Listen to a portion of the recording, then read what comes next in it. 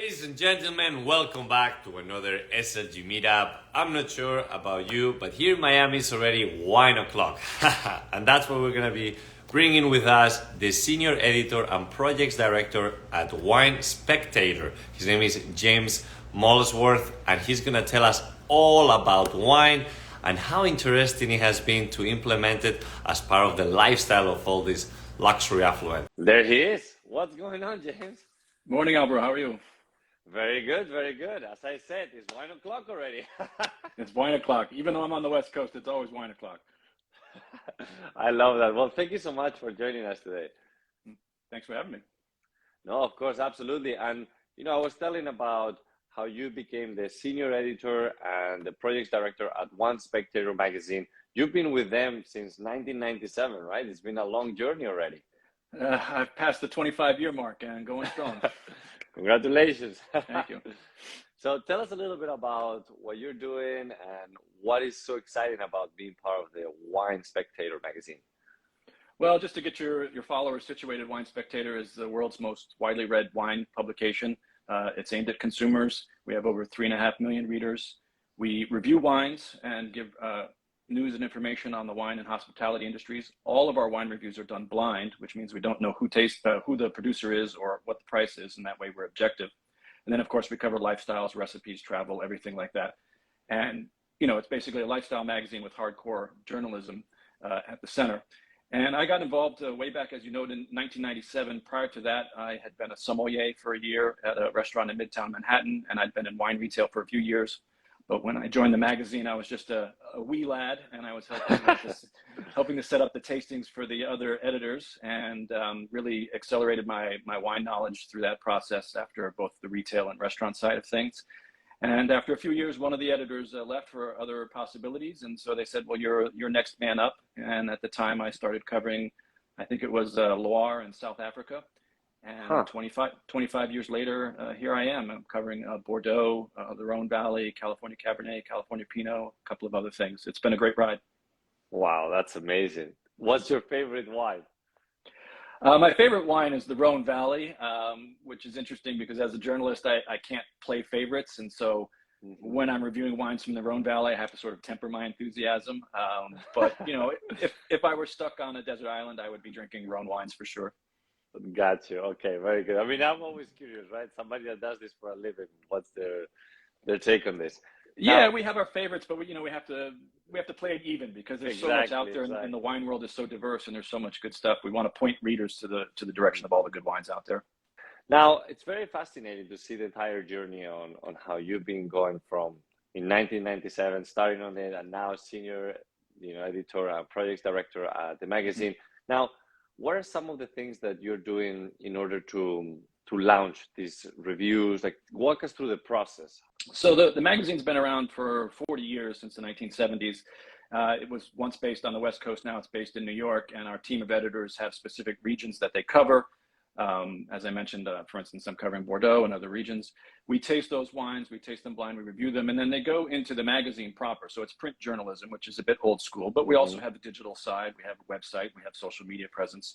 And, those are things that we're always trying to sort of crack the code on, like the Instagram algorithm, like everyone else. Yeah.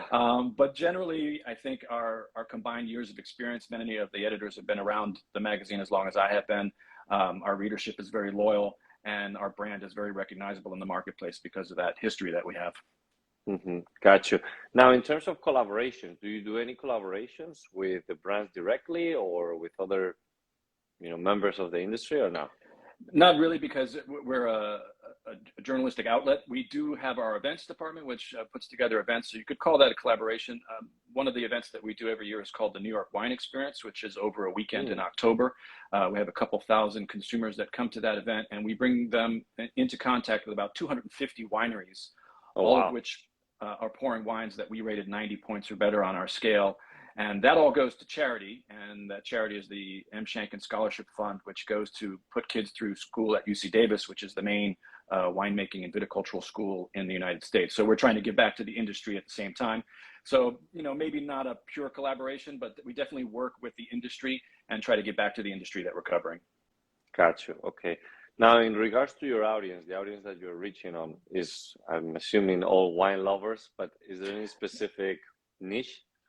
Yeah, I mean, I think our readership, demographically speaking, is aged 40 and up and affluent, but we would love to have anyone who's interested in wine read our magazine and follow our website. We think that we speak to a wide range of audiences. We don't try to be super geeky or super technical on wine. We think that either a total beginner or a seasoned connoisseur and collector can read our magazine and get information from it.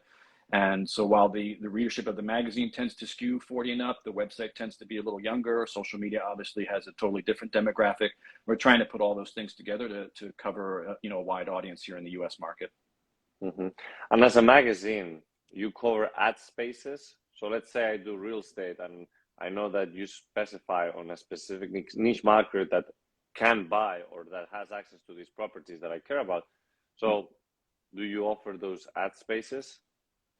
There is advertising in the magazine, and that's why we taste blind, so that the advertising does not influence the ratings that we give to the wines. Mm-hmm. The advertisers tend to be a wide range. You'll see lifestyles advertisers in there, might be watch companies, private jet companies, real estate companies, in addition to what you would expect from the wine and hospitality industry. So restaurants and wineries are also advertising in our magazine. Mm-hmm. Got it. So what's been the most exciting thing about being in this beautiful journey? Well, I got to say, getting to travel, I mean, over the years, everything from South Africa and South America to multiple trips to France. And now I'm essentially bi-coastal because I'm covering California in addition to my stuff in France. So the travel opportunities that the magazine has afforded me has been great. And so I guess you could say I'm living the wine lifestyle, but I want to remind folks that while it looks glamorous from the outside, tasting wine all day and traveling and writing about it, the job side of it is a job. It's hard work, and mm-hmm. You have to take care of yourself. We believe wine is part of a healthy lifestyle, but within moderation. And so when you're in a run of a lot of restaurant meals and a lot of travel, you have to take care of yourself as well. But I mean, it's been fun to see the world, and it's also amazing how much of the world I haven't seen, because the wine world is so wide and diverse right now, which is really a huge change over the last 2-3 decades. Wine used to not be a big thing in the United States, and now it has become a sense of luxury when you add it to your table or when it's on a restaurant table. And we think we're part of the reason for that, and we're also trying to cover that as best we can. Now, James, let me ask you this, because you were talking about luxury. We always ask this question to our guests, and you coming from the wine industry, what is really the meaning of luxury to you?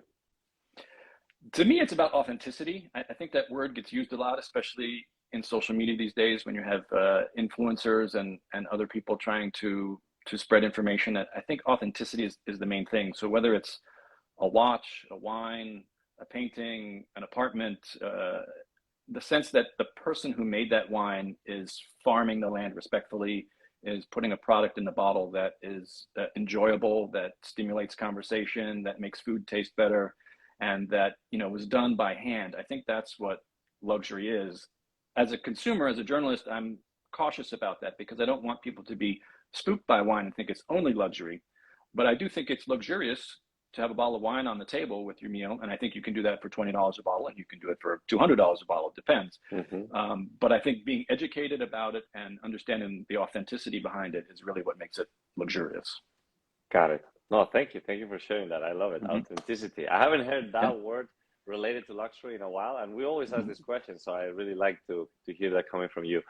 Now, obviously, everything sounds glamorous, fun, luxurious, and there is always the behind the scenes. What's been some of the, if you have to choose, one of the toughest things that you've had to face, and what did you learn from it? In life, or just in terms of the job? I mean, in terms of the job, the toughest thing I think is to be fair. Again, why we taste blind. There are over 25 years I've developed relationships with winemakers and winery owners that, I would consider them friends in a way, but at the same time, I have to keep a professional distance at the same time too. And keeping that objectivity and that impartiality and being just a pure journalist, that it's difficult, it's challenging, but it's what makes the job fun and rewarding at the same time. Mm-hmm. Yeah, I'm putting myself in your shoes. Like, you're establishing these beautiful relationships, and you feel like you have built this friendship, and all of a sudden, everybody in that industry is so passionate about their own product that when you don't rank them as like the best, they're like, oh, Yep. What? Absolutely. I know. I mean, it is an industry of passion, and that's why people get into it. And that's why people get into the industry who don't have a background in wine because they just love wine. And that really fuels the industry in a positive way, I think, and has driven its diversity and its growth. But, you know, as I said, it is a product. Someone needs to help educate and entertain people about that product. And I think to do it objectively is the best way to do that. So I'm thankful for the relationships and I appreciate the access they give me. And I get to see things that maybe the regular consumer doesn't get to. And I can take that information and pass it along to consumers. But I have to be fair and even-handed in doing that. No, absolutely. Well, thank you for sharing that. Now, I have a question I mean, it's been such a journey for you, right? Over 25 years. What do you envision is happening next with you and the Wine Spectator? Well, I think, you know, our events have really evolved to a point where not only do they sell out quickly, but I think we continue to fine tune them.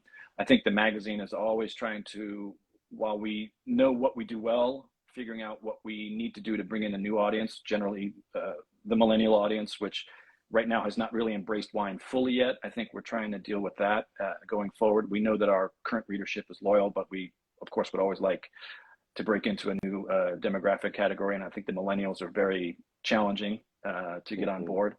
And then just broader industry in general, I see nothing but growth. I mean, if you think about where wine was 30 years ago, 15 years ago, and today, in terms of restaurants and who had it on their tables, it's exploded over that time.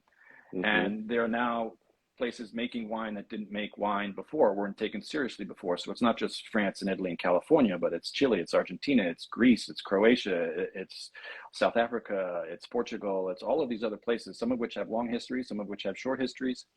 But the diversity and the strength of the industry in general, I just see it only going up. I mean, it's just such a positive trend line for the industry as a whole.